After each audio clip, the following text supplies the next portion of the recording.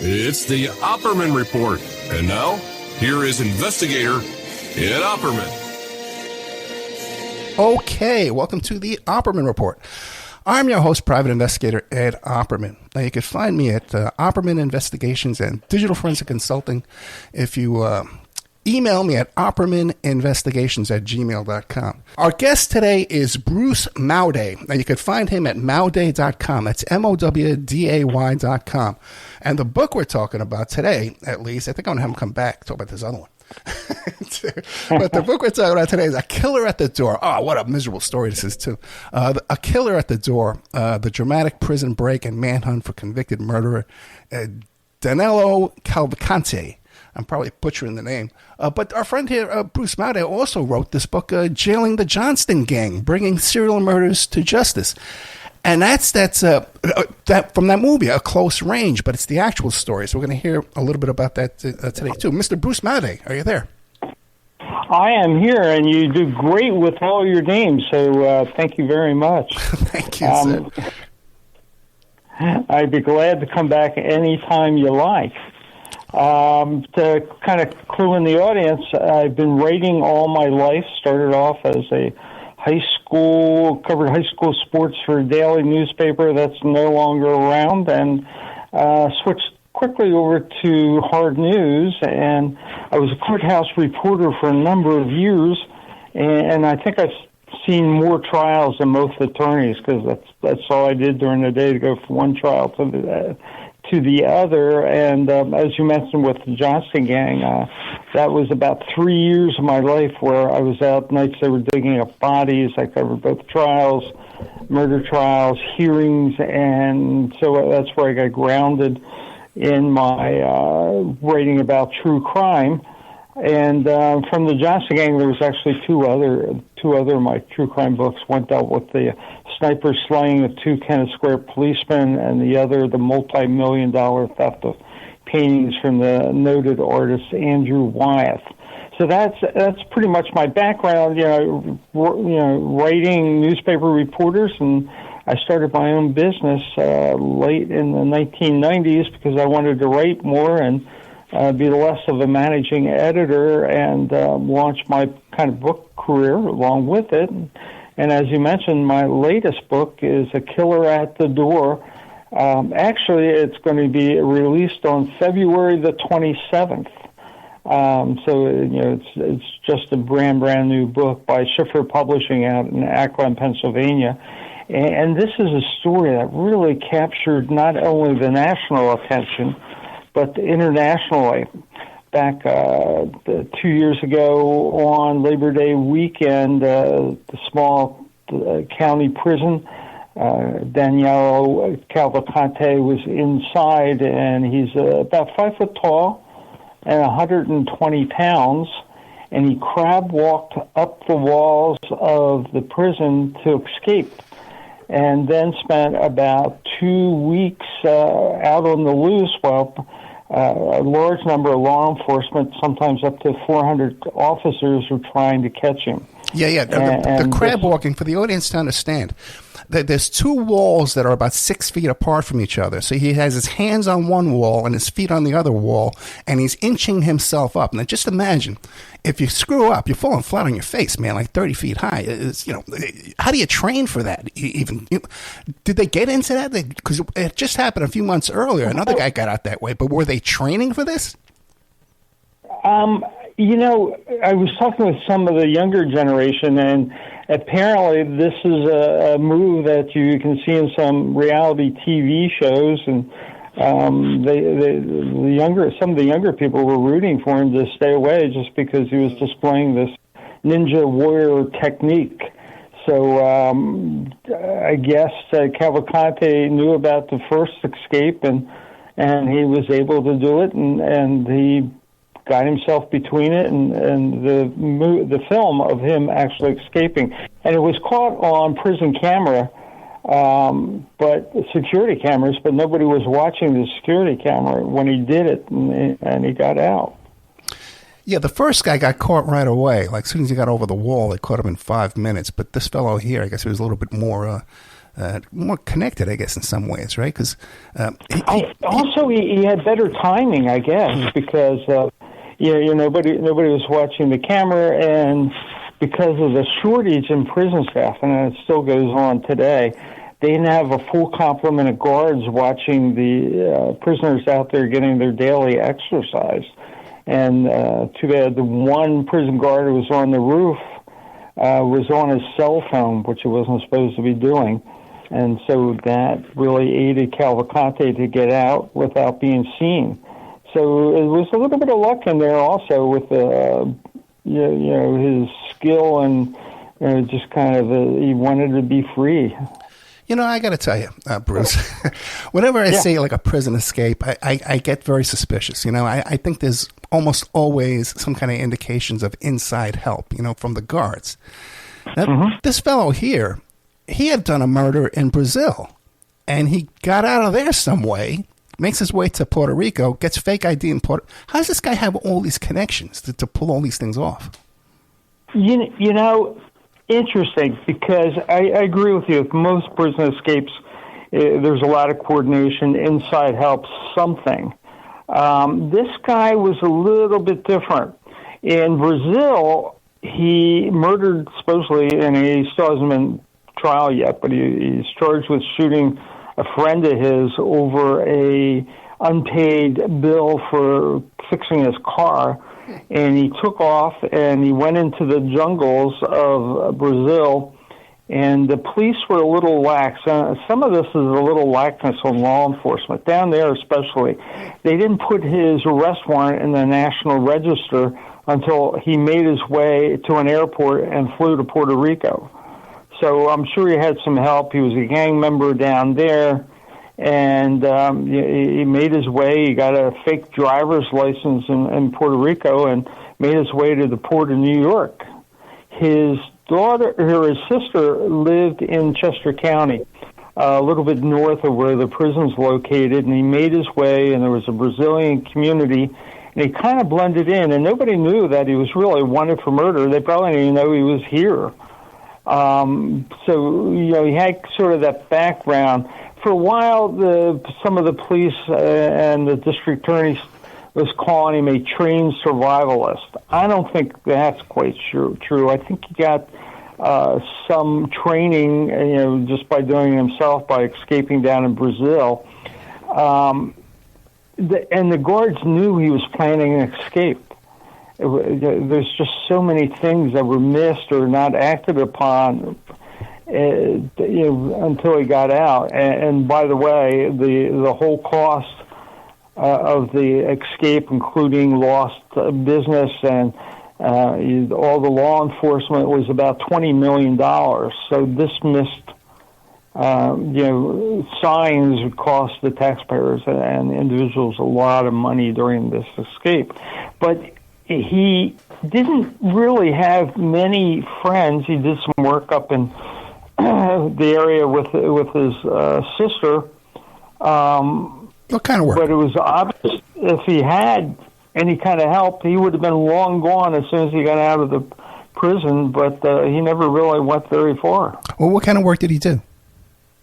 He installed carpets and did carpentry and kind of that kind of work.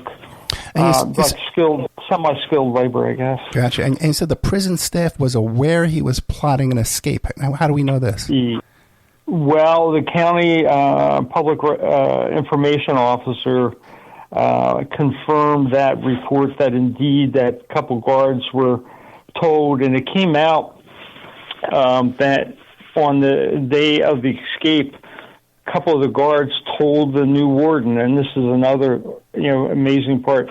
The warden's first day on the job was the day that Cavalcante escaped, and one of the lieutenants went to the warden and said, "Hey, look, I don't want this guard to get in trouble, but he did tell us a couple of weeks ago that Cavalcante was planning to escape."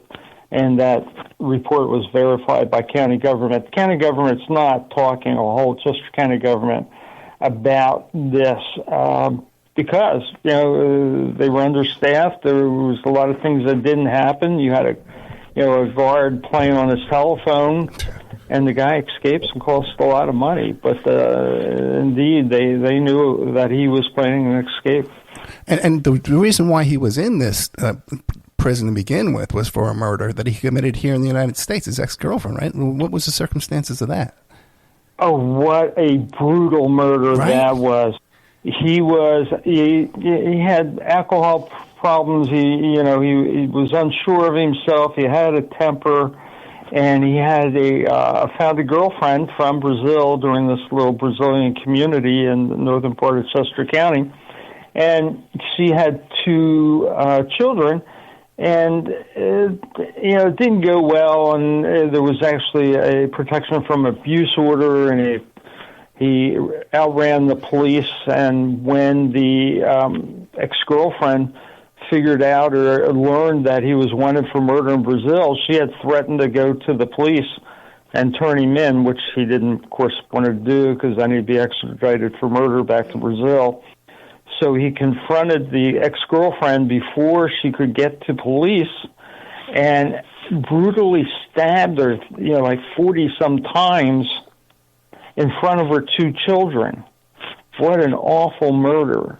I mean, people did not know all this background, and some of them were sympathetic when he was out, but as soon as you told them about, he murdered his friend back in Brazil, and then the brutal stabbing, murder death of the poor woman, you don't have any sympathy for this guy. Yeah. They describe a little 7-year-old daughter had to run to the neighbors to get help. And do we know what happened to that kid now? What's going on with her life now? She's only about 9 today. And her brother were taken in very nicely by the victim's sister. Okay. And so they have family and being taken care of. And it's a struggle. They're never going to forget this at all. So I'm sure there's long lasting, just kind of trauma. Yeah. That probably never go away. Yep. Okay. So now he gets out. He gets over the wall. Did he have somebody there waiting for him? He did not. Like I said, if he had any help at all, he could have been over the state line because we're pretty close to the Delaware-Maryland state line. He could have been in Wilmington. We're 30 miles from Philadelphia. He could have been there, but he didn't have any help. He didn't know where to go. So I think he was just trying to find a way to escape and find an outlet, and he just couldn't do it because it could very easily have been long gone even before they knew he had escaped from prison, because it took him at least 2 hours to find out that he was gone. He was out in the exercise yard. They get an hour. The cameras clearly show him coming out when the exercise began, and when they did the count to put them back in their prison cells, they were missing one, and it was Cavalc. So they alerted, the prison officials, and they did another search of the prison to make sure he wasn't hiding someplace within the prison walls. So it took about 2 hours for even people to start notifying anybody that they were missing a convicted murderer, and probably somebody who committed 2 murders. Now, this prison he escapes from, have there been a lot of issues with that prison? There has not been many escapes, no. There's been a few over the years, but it's not like some place where they break out every day. It just kind of is usually a very safe community, and I mean, this startled people. It's not a violent place either, but it brought the realities of today's violence to the people of Chester County. I had one of the people I interviewed for the book was a policeman who worked in Philadelphia and lives right in the area where Cavalcante escaped. And he said, we see this all the time with violence of people being afraid in Philadelphia. My neighbors were just aghast because they just weren't used to it. So it was not like it was a major place, but where crimes took place. But the community itself were misled or didn't fully understand the types of criminals at this prison. A lot of them said, including a township supervisor, that they were under the impression that this prison only housed like drunk drivers or people didn't pay their child support and the very low nonviolent criminal. But that's never been true. I know it because I covered the courthouse, and I know when the murder trials took place, they took them back to Chester County Prison for the night, and they stayed there until they were convicted and then, sent to a state prison. But there's always been, drug dealers and murderers and rapists and robbers out there. At some point, they might not stay very long, but they are there. And how big is Chester County? Is it like a big town? Chester County is a little over 500,000 population. The biggest town, I guess, is Westchester, the county seat, and that's probably has 20-some thousand. It's, like I said, about 30 miles from Philadelphia. It's a suburban, area. We're fairly close, probably 10 or 12 miles to Wilmington, Delaware. So we're right in that south corner. So, okay, so he had the prison, the warden, right? It's the first day on the job, right? So, Yeah. How about that for a day? All right, he just showed up. And then this guy escapes. I'm guessing it's not like we see in the movies, like on The Fugitive. They got the dogs, the hounds, chase him down the road. How did they coordinate this search? And how does that happen? Well, it's interesting you brought up the canines in the search. One of the big controversies in this was that the previous sheriff, Sheriff Bunny Welsh, she is an interesting person. She actually lives in Nottingham down here, and she had a sign in her office, the real sheriff of Nottingham wears high heels. But she was really good with building up a canine corps, and they had about 9 or 10 dogs that could sniff out bodies, and they could sniff out drugs and hunting down people. But after she left office, the new sheriff did not take care of that unit, and they were down to like 2 dogs. And there was a lot of people, including Sheriff Welsh, that said, if we had my canines that had gotten them out there, we probably could have gotten him the first day. After the escape was noted, and since it was a county facility, the Chester County detectives were in charge of the investigation. And, they don't have a great number of officers, so they went out and they started doing some searches. But I was told early on it wasn't like a search of a grid or organized. They were just out there, and some people said the officers were just hoping he'd turn himself in, or somebody'd see him, or they would step on him, or something. It wasn't until a couple days later, and again, it was a holiday weekend, Labor Day, when the state police were called in, and Colonel Bivens was the guy, and he had a lot of experience with this type of a search, was called in, that they really got organized. So they really didn't have the full court press, so to speak, until a couple days later when the state police came in. They started getting reinforcements, and like I said, at one point, 300-400 officers were involved in this search. Now, on the day he escapes, were they aware of these other charges in Brazil? Because he left there, he had a different ID in the United States. Did they clear all that up, and they knew who he was by that point? Yeah, I mean, the original the murder of the young woman, his ex-girlfriend, that all came out at that point. So they knew he was also wanted in Brazil for the murder. And, he probably was trying to get back to Brazil, because if he was convicted of murder down there, he'd be out a lot sooner than he was up here. And he'll probably never, ever get out of a Pennsylvania prison. But no, they were, it's as soon as the murder of his ex-girlfriend, since that was an element, that she was ready to rat on him, that all came out back there. Yeah, so I guess all her family and friends, they were all aware this guy was on the run, and don't talk about it until she gets killed. Oh my God! How does someone like that even find a girlfriend? You know what I mean? Just think. If you're in a foreign country and you have a little home community where everybody's Brazilian, and it's just kind of happens. Yeah, I hear you. Okay, so then you said they spent $20 million on this search. On what? What were they spending it on? Well, think about it. The state police, and I asked the county officials, what was the cost, and they would not give me a number, and the only thing they would say, we've covered our costs. Now, I think what they meant by that is they paid the overtime for their county detectives, because the Pennsylvania State Police publicized that their overtime bill is $5.5 million. They had 2 helicopters and an airplane in the air just about the whole 2 weeks. And you think about what it costs, hundreds of dollars per hour to fly those things. They had infrared gear up there trying to find him. They brought in FBI. The U.S. Marshals had people there for the whole 2 weeks.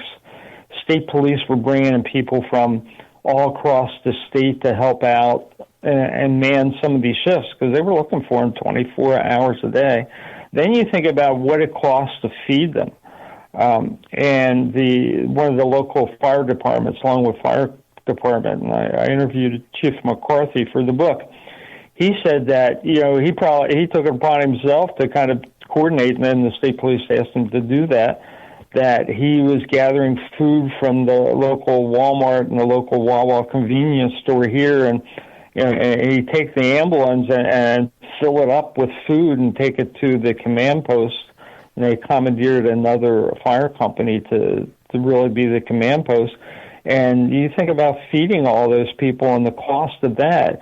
The community was really good. They were volunteering food, dropping off water, because it was a really heat wave, and that caused some of the issues on the search. But it was a great support by the community to help the police, but it's just a great expense to do that. And there was a poor gas station that was right in the middle of the search area, Carco, and the owner had just bought the franchise not too much earlier, and they had him closed down for the whole 2 weeks because that was the center of the search. So he lost a lot of money. The area is also by famous Longwood Gardens, a DuPont estate known around the world for its great gardens. I loved going there myself. And they had to close down because he was seen on that big property. And so they lost a lot of business, and they get way over 1 million visitors a year. So, closing down during that holiday period in early September for a while cost them. The Wyeth Museum, it's a Brandywine Museum of Art that has a lot of the Andrew Wyeth paintings. That was closed down for a while. People couldn't get out of their homes because of the searches and the police and the roadblocks. It really disrupted everybody's life. So when you start counting in, the cost of the search and the people and the feeding them and the helicopters and airlines and the lost business, you get up there really quickly.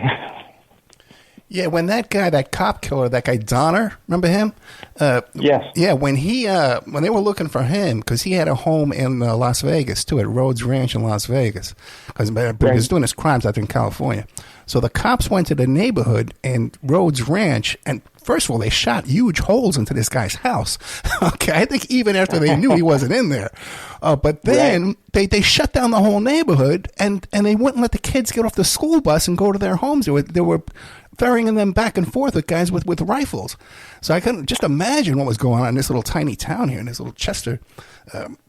Chester County, yeah. Well, I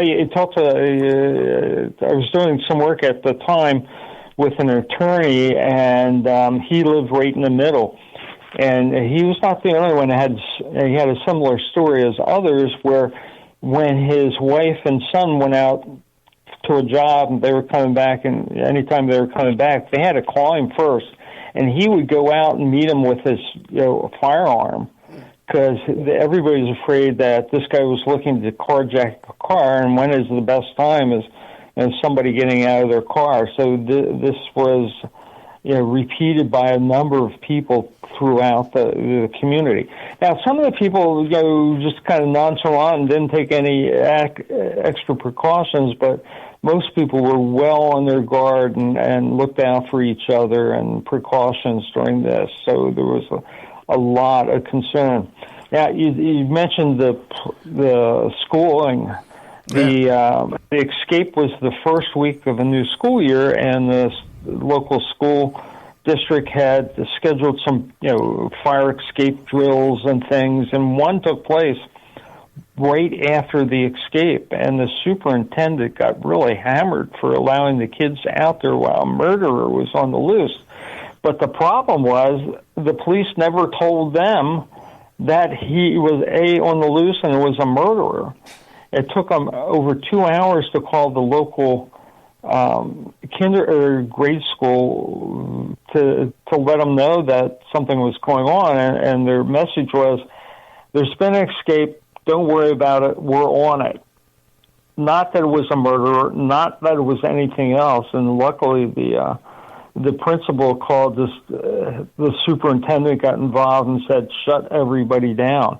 But the police didn't, but a lot of the people didn't know and said, they were saying, how dare you run this fire drill and let my kid out loose with a murder on the grounds. But, of course, they would have never done it if they were timely informed. Well, what about the local news media, though? Didn't they report on this immediately? On the radio? We lost both of our radio stations, the Philadelphia Inquirer withdrew, and the paper where I was managing editor, that's another great, this story has so many layers. When I was managing editor, when I left, I had like 25, 30 full-time reporters and 50 part-timers. Now, this paper has 2 reporters for everything. So, where if I was there with my troops, we'd be covering the area, but they couldn't do it. Some of the local Philadelphia stations came out and did a little bit. It wasn't really got aired until early afternoon, which was 3 or 4 hours after the escape. They covered press conferences, and most of the people were reporting off some social media. People were doing it almost 24 hours a day, and that was good and bad. They got more information, but they also got a lot of bad information that wasn't verified from those reporters. So now it took a while, and the county has a emergency notification system. And when the district attorney came out at noon, she was telling everybody in a 3-mile notice or 3-mile radius had received notice. Well, that wasn't really true. Everybody who had signed up for this emergency service had received notice, but very few people had signed up, and that's what the county was relying on. They had one of those old-fashioned, fire, like a siren. Oh, boy. And they let that go for a whole minute, the same as they do when they test it every Saturday, and it's not heard hardly. I mean, it didn't penetrate very far past the grounds of the prison. So the populace were really upset and kind of demanded changes and things. The county government said they would implement changes as they went along, but this upset the community in so many different ways. How many days was he on the loose? Excuse me? How many days was he out there on the loose? 1 day, less than 2 weeks, 13 days from the time he escaped until they got him. People were upset and said, can't you find this guy? And people are not quite understanding the terrain around here because of the heavy vegetation, a lot of prickers and briars, and, he was adept at getting underneath ground cover. And he said several times police almost stomped on his head. They were that close to him. when they were doing a search. As happens with anything like this, there's always rumors that come out. Mm-hmm. And the first rumor came out that he had made his way to Wilmington, stole a boat, and was on his way back to Puerto Rico. That of course was not true, but they were getting a lot of rumors, the police, and they were trying to check out all the ones that seemed fairly credible. But what they did in the end to narrow down the search, they did what they call proof of life sightings.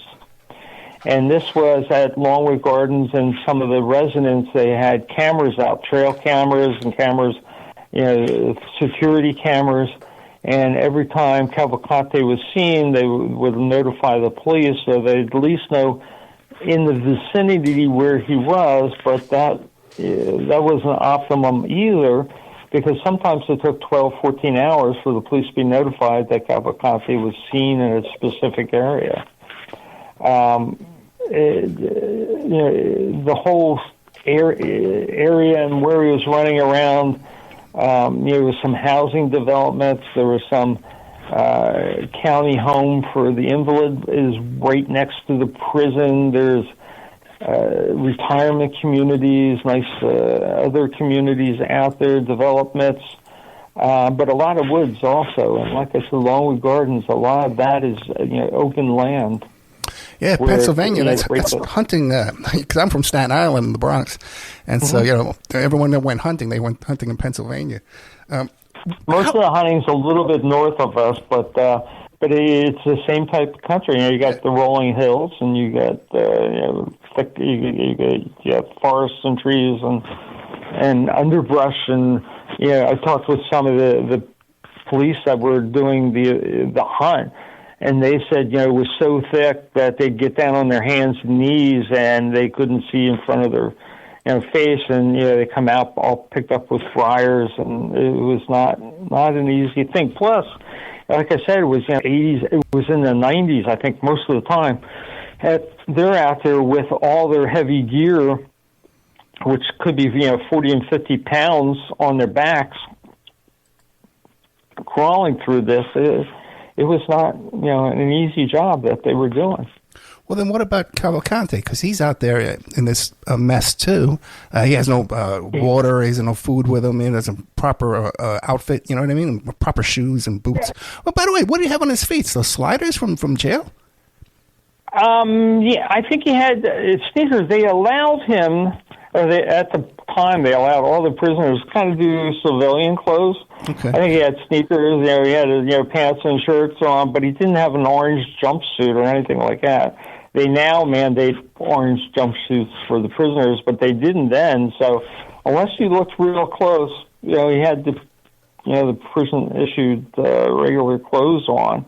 He, once they captured him, and the law enforcement, I thought, did him well. They allowed him to immediately go take a shower and change clothes. But how he told the police he survived was that there's some streams and waters of the Brandywine River is close, and some tributaries. So he had access to some fresh running water. But he also talked about surviving on watermelons. This is an area where there's farms and gardens, and he got a watermelon, and he said he cracked it open with his head, and he'd eat the watermelon. And I talked with one homeowner who said he was very proud of his tomatoes. It was a small crop, and he used to count them at night. And when Cavalcante was in the area, he said the next morning one or two were missing, and from the previous evening, he was convinced that Cavalcante did that. He broke into one home early on, and he took some food out of that house. He also got a change of shirt and a hat and a pack, a sleeping bag out of that house. So he did get a little bit of food that way also. He also took a knife and a razor. And the homeowner didn't know they were missing when the police came and reported the break-in. And, of course, it was long gone by the time the police got there. But they weren't aware that he was armed with a knife early on.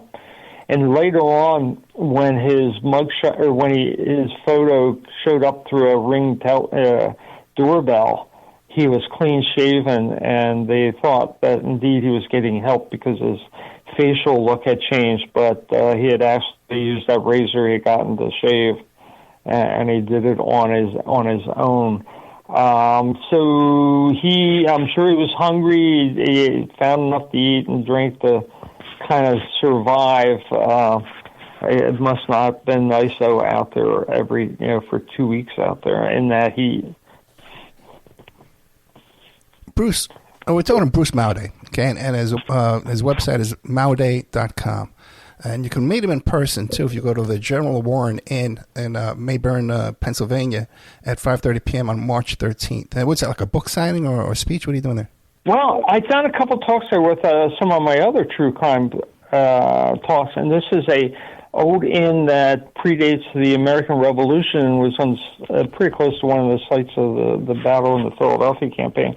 And Patrick Byrne is a proprietor. He's a great guy, and he gets his chef to do a special menu. Ooh. And I think we have over 40 people already signed up, and they have a special meal and come in, and I will do a book signing, and I'll do a little talk, and I'll walk around and be available for questions. And we're supposed to have some of the investigators come in and be part of this. So it's always a great event, and it's the General Warren. It's in Malvern, Pennsylvania, and it's always a delightful night just from being at the inn and what Patrick does and the chef, and it's a great Oh yeah, time. those things are so cool. Back when I lived in Vegas, the little coffee shop had authors come down. I'm always looking for authors, always looking for guests. I would go all the time, and that was just coffee and donuts and stuff like that. So it would be great to a little glass of wine, Yeah. Do this while you're working, a little bit better.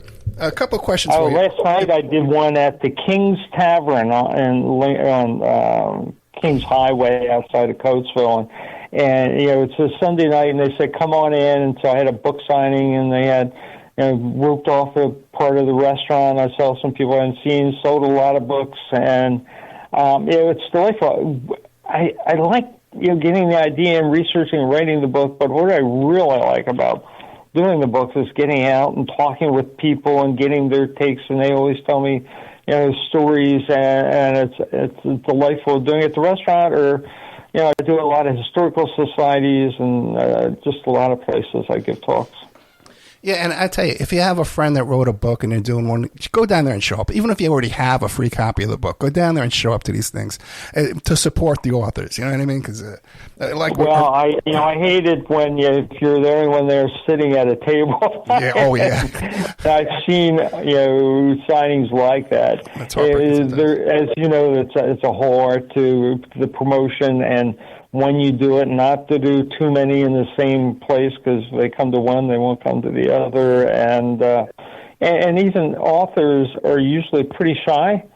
But I tell you, you got to go out and you got to talk and you got to engage and you got to have your elevator speech, and because I can do that, I'm invited back. I also do history books. I did several on Gettysburg, and there's one place out there that said I can come anytime because I always sell more books to the tourists coming through. So it is fun to do that. And that's actually how we met too, because Carla Conti went to one of your speeches or seminar kind of things, and then she recommended you to me. Mm-hmm. Now, back to this Cavalcanti character again now, right? Now, what do you conclude? What does Bruce Maude think? Did this guy have help while he was escaping or what? Or was he just out there on his own? Because one thing yeah, go ahead. Yeah, I really don't think it helped. He's shrewd, he's cunning, he's a criminal. He had the desire not to spend time in jail. But if he had help, and you mentioned earlier on the Johnston gang, and one of the brothers escaped, and he was classic. He had inside help that he gave a sob story to some of the prison employees, and they helped him escape. And he actually came back and was running around the same place where Cavalcante was running around, but Norman had help. I don't really think he did. And he was smart enough not to go back to his sister's house because the police had that under total surveillance. Actually, the police went to the sister's house during the escape, and it was pretty interesting. They got the sister to call the mother back in Brazil and tape record a plea for Cavalcante to surrender, and they played it in the helicopter over Longwood Gardens, just played it over and over, mother asking Cavalcante to surrender, and Cavalcante acknowledged he heard it, and he was pretty impressed by it, but not enough to turn himself in. I don't really think he had. But wasn't there something help. about that they detained his sister for immigration problems, and that was like the same day that they caught him, or the day before, or something like that? Well, and apparently they worked out the immigration problems later, but they had kept her under surveillance, hoping that he would go back. Yeah. But once he had kind of been identified, had fled the Longwood area and had stolen a vehicle, that they didn't want her available to really help him. So that's when they took her in custody. That was pre-planned, and once he escaped the area that they were looking at him, that they were going to take her in custody so she couldn't help him. Gotcha. Then how did they finally take Cavalcante into custody? They thought he was in the Longwood area, and they reminded everybody to lock your doors and keys and don't leave them in the car. And Cavalcante stole a commercial truck from a dairy and escaped the roadblocks and made his way back to the area where he killed the woman and where his sister lived. And he went to a friend's house or an acquaintance, rang the doorbell, which had the Ring doorbell on it. And actually, the cover of my book, you can see some of those photographic killer at the door. That's where it comes from. Yeah. And when the message went through to the homeowner, he showed his wife and said, and they were at a restaurant, and said, "That looks like Cavalcante," and they called police. And that's when they knew that he escaped the one area. I thought it was funny. The police said, well, told the guy, go back and detain him until we get there. But the homeowner was smart enough to say, I'm not getting there before you. You go with the murderer. But he had left, but the Ring doorbell camera had shown him, so they know he was there. There was a white vehicle out in the street, but he was never seen in it, and he was flicking a key ring with car keys on it. And they kind of put two together, and it was a white van, and they did some really great work on license plate readers.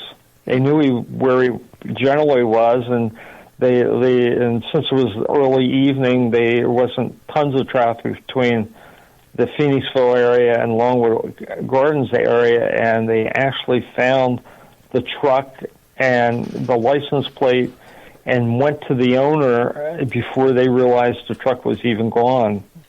And one of the marshals said he was really happy he kind of escaped the Longwood area. Said it was really difficult to find him, when he was hiding under the brush, but once he was out in the open, they were pretty confident, and they did get him about 4 days later. Yeah, they got this thing now, called the ALPRS, Automated License Plate Readers, right? And the cops have access to this stuff, and so they know where your car. They know where that car's been all over town. They know because there's different readers, like at bridges and stuff like that, and toll booths and things. And so, especially if you get pulled over, on the highway, like the 95 corridor going from Miami up to New York. And you start telling them, "Oh no, I was over in Georgia." They'll know exactly where that car was, man, when they're questioning you. It's amazing! It's amazing. There is no such thing as personal privacy. You can delude yourself, but they can track you down so many different ways. It's not the 70s anymore, with your paper, driver's license, and your paper bank book, that kind of stuff. Not anymore, man. Not anymore. I just want to tell you a little bit about Go ahead. That's if you go to the Amazon site for this book, Killer at the Door, the dramatic prison break and manhunt for convicted murderer Danilo Cavalcante, there's a picture of the cover of the book, and that has the Ring camera photos he was just describing to you. So you can see what he actually looked like when he was ringing that doorbell there. So what were you going to say? I was going to say, I'm not quite sure how much time we have, but we never went to the actual capture. Let's go. Of Cavalcante. We got about 10 minutes left. 15. Oh, that'll be good. You want to go there now? We can do this. Yeah. Let's do it. He was in the northern part of the county, and they didn't think he was armed, but while he was up there, he saw an open garage with a rifle at the end of a workbench. And the guy who was a welder was welding something. It was late at night, and he was going to take the rifle in with him because when his partner got off work, he was going to walk her in with the rifle. But Cavalcante saw it first, jumped in, grabbed the rifle, and the homeowner says, "Don't you do that," and chased Cavalcante. He had a pistol with him and fired a couple shots and missed Cavalcante. But again, it was a proof of life sighting. He stole a Philadelphia Eagles sweatshirt, and the Eagles had just been in a Super Bowl and lost. So there was one of those sitting around, but they were really closing in.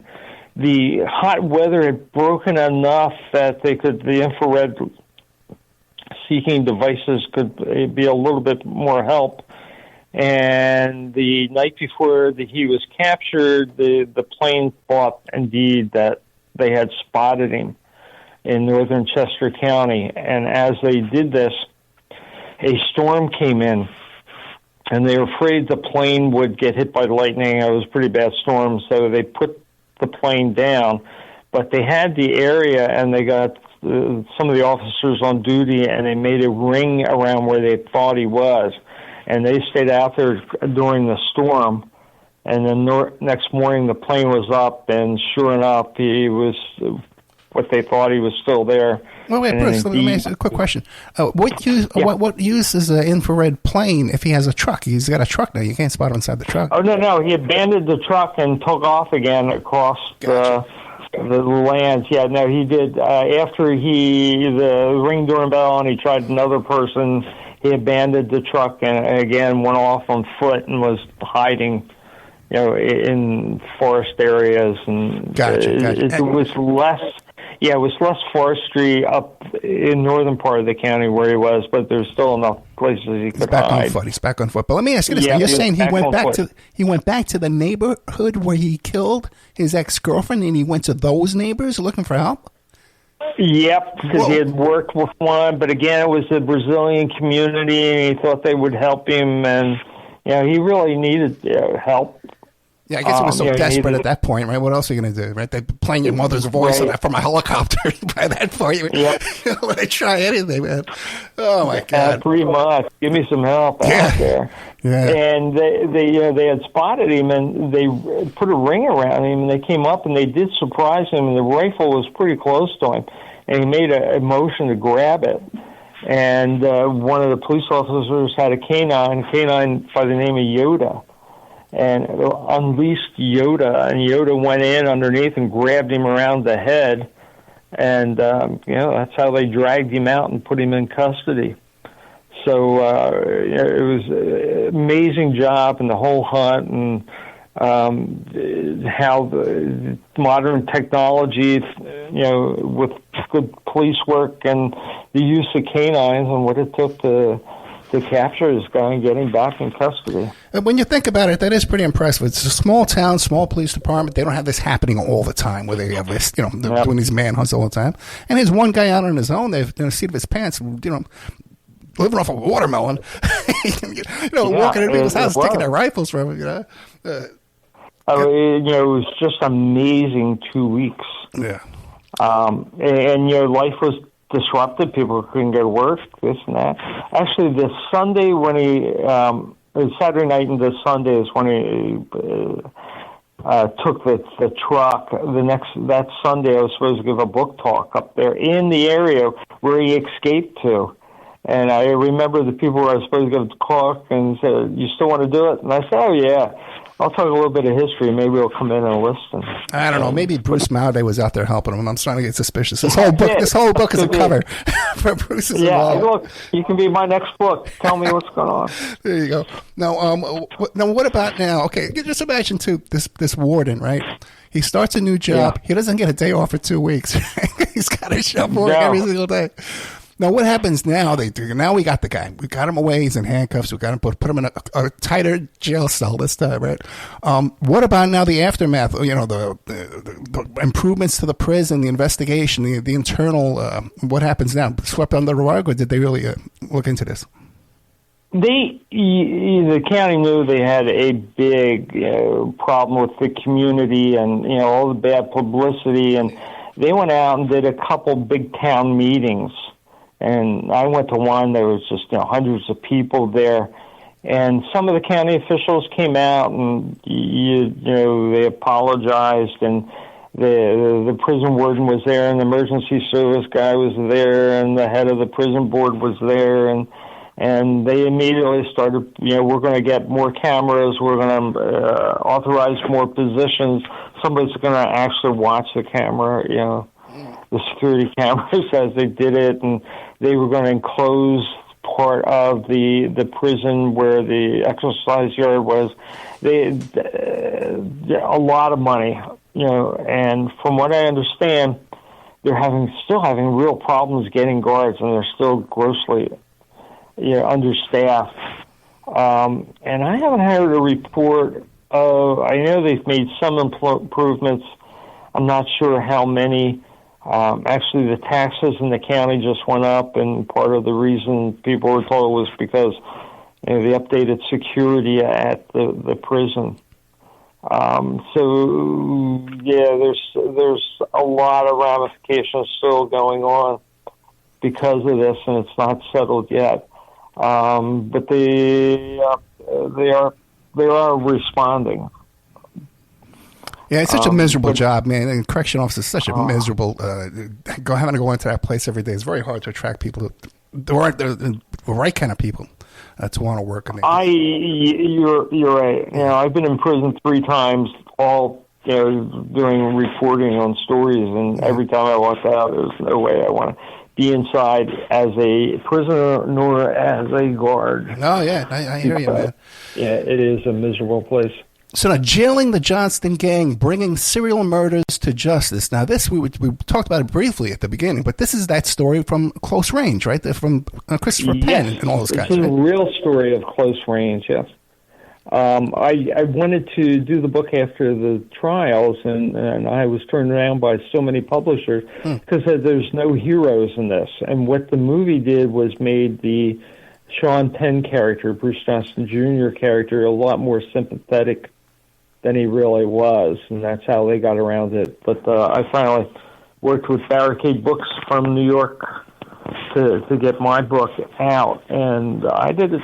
I got a hold of the FBI agent in charge and one of the top state policemen, and I just said, "Your story is so much more really interesting, and what you did, and what you had to do to capture these guys, and how bad they were." So I finally got them to talk to me. Like I said, Bruce Johnston Sr., I spent 2 hours in a prison cell with him. He was convicted of 6 counts of first-degree murder. I'm convinced he did 10. Some people think he did more. They started out, they were really good thieves. More John Deere tractors stolen in this area of the country than the rest of it put together. Heavy construction equipment, over 200 Corvettes they stole and chopped up.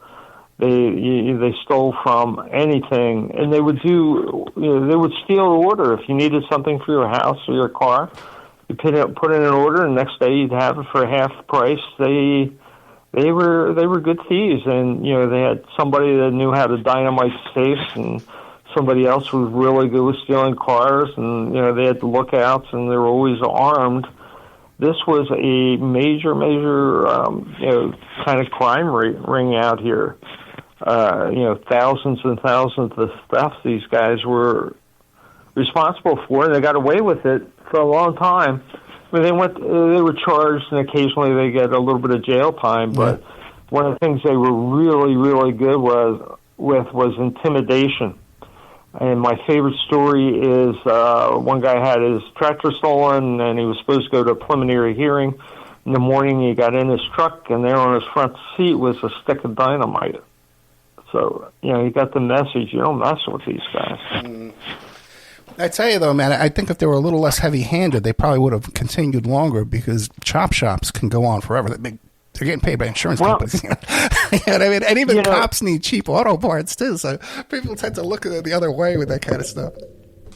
All the murders, there's just no reason for it. When the one guy killed the two Kennett Square policemen, so the one wouldn't testify for him, and if it was a minor charge, he would have been in prison probably with his record for a couple of years, but he's still in prison. That was 50 years ago. Yep. It doesn't make sense. And the murders of the witnesses, they would have went to prison probably for 10, 12 years, but, two of them have died in prison. The other one's still in prison. And that's now, 40 years. Yeah, but every defense attorney will tell you, if you got a murder charge now, I'd give up anything to get back to that original, burglary charge and killing witnesses for, Anyway, Bruce, we're out of time, my friend. Bruce Maude, we're out of time. Maude.com, and we can find all his books and all his appearances and stuff there too. But if you want to go to Malvern, the Journal Warren Inn in Malvern, Pennsylvania, 5:30 p.m. You get a meal and everything, March 13th. And the book we're talking about today is A Killer at My Door. The dramatic prison break and manhunt for convicted murderer Danilo Cavalcante. Mr. Maude, thank you so much, my friend. Thank you, sir. Good night.